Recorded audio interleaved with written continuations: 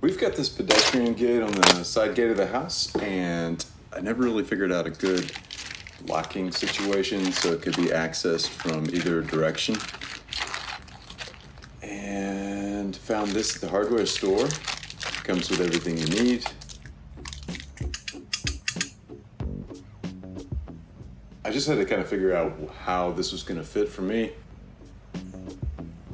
And for my purposes, it was upside down and backwards, so I just needed to take it apart. There's only one bolt that holds this thing together, so you just pull that bolt off. I think it's a 1/2 inch.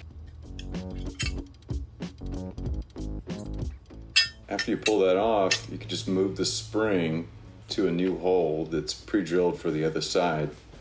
It's made so that you can do this. So just put the bolt back in, and then get the drill to tighten it.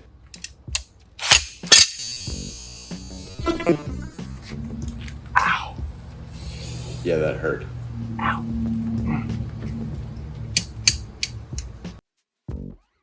Anyway, this is how it should look when it's flipped around. Note the spring in the new hole up at the top. And this is so gravity helps the mechanism work properly. It's the reason you don't install it upside down. At that point, I didn't pre-drill the holes because this is a solid 4x4 that it's going into. I didn't think it was going to be a problem. These are pretty wide in diameter, so it could cause an issue if you're going into something smaller, like a 2x4, which I do here in a few minutes. So I do actually pre-drill for this latch bar, which is step 2. So now we just need to align the latch bar, figure out exactly how it's going to go, pre-drill the holes, install that, and if you're taking your time with it, this will be easy peasy.